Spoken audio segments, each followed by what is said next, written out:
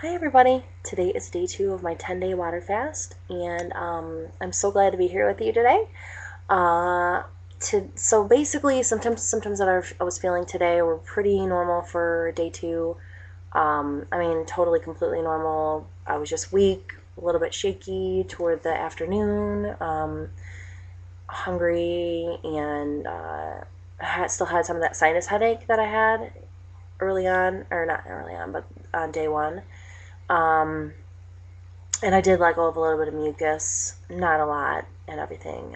And this experience so far has just been completely different. My body is just so at peace with being here. I'm not having to think, oh, what do I do instead of eating? I mean, I've been here and I just know what I do when I don't eat. And it's just a pretty peaceful place. But then again, I was really mentally prepared for this and really wanted it. So, I pretty much had wanted to do this fast pretty much ever since I broke the last fast. So, anyway, today I'm going to talk a little bit about food after the fast, and kind of like, confess to you some personal issues that, that I've had with food after the fast. I'd done a lot of research, and after trying to find information and just trying to find somebody else who had been through what I had been through, and I had no luck. And maybe part of it was that it would be really easy for me to just end my vlog and not let you know, like, what's going on now with me and everything, and just leave it all hunky dory and everything. But there's some realities of the after fast that I just feel like is important to share. So that maybe somebody else out there is feeling something similar, and who knows if this can help. If my testimony can help anybody, great, awesome. Um, so basically, I would take 2 bites and be full. I would, it was really hard. My body did not want to eat food. It was not hungry for food. I was not feeling hunger literally for probably about like 2 or 3 weeks.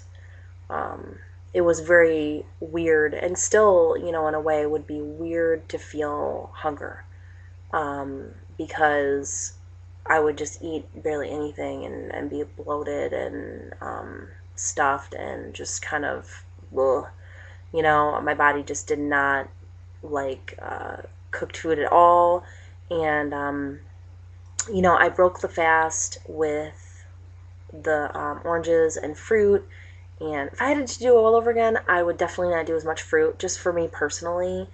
And I remember reading that fruit can actually encourage like food addictions, and the desire for food, which that's what you want, I guess. But like for me, it was that it kind of was too much. But anyway, so I would take 2 bites and be full, and just lots of bloating, and even literally up until I started this fast. I mean, so my hope with this fast is that I will end this fast and be mentally prepared for being a raw foodist, and committing to that, committing to being a raw foodist, because, you know, like, it wasn't until like about halfway through the fast that I realized um, that I had this desire to break the fast with raw food, and I just feel like I wasn't mentally prepared for eating raw food. So I definitely was eating some cooked food after the fast, and my body didn't like it. And of course it didn't. It was more difficult to digest. It's more difficult to digest, cooked food that's dead and not alive, and your body has to come up with enzymes, and just has to work a lot harder. It's foreign, really. Um, so you know, not being able to be fully committed to raw food, just made it difficult. And so I guess this time, breaking the fast, I am totally committed to raw food, and I'm in this whole different place. My family is committed to it, and they're not going to be, they're not going to be as committed as me. But I'm the cook of the house, so I'm pretty much in charge of every, who, what, the main meals, I guess I would say. Um, so anyway, basically, one of the big things is that like about 2 weeks ago, I realized that that my body's mental response to the fast was basically like every bite I took was like my last bite of food.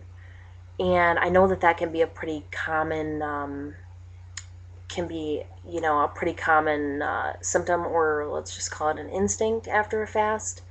I had researched it, but I wasn't prepared. You can't. I don't feel like, for me, I couldn't be prepared for that. Like I could read about it and everything and say, oh, that's not going to happen to me. But you know, um, basically, I had this epiphany with my husband, and I was just like, whoa.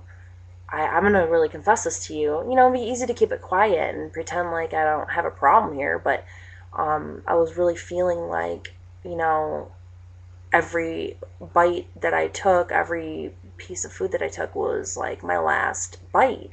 And, two things that I think I was dealing with was eating when it wasn't necessary, and also eating beyond being full. I mean, it didn't take much to make me full, but I kept eating. And I'm not talking about major binges here. I'm talking about less than normal amounts of food here.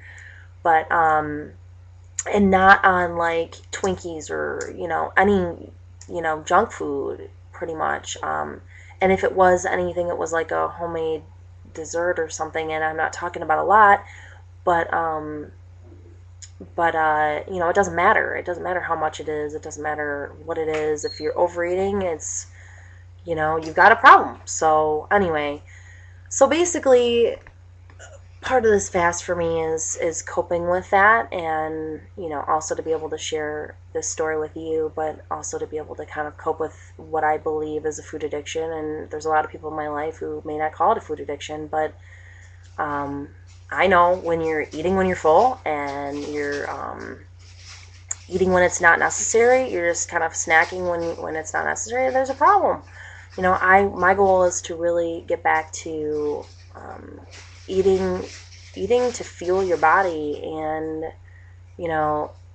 just kind of not really eating emotionally based on a flavor that I really want to have in my mouth or something. And honestly, I was really happy with myself, because about 2 days before the fast, I started to kind of imply those imply that, I guess, way of thinking and eating,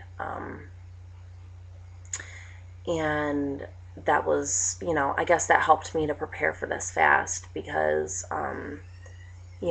before that I was kind of just like eating, totally emotionally eating and stuff like that. So anyway, so I'm just totally being out there and open about this, and it's kind of humbling and everything, but somebody's got to do it, right?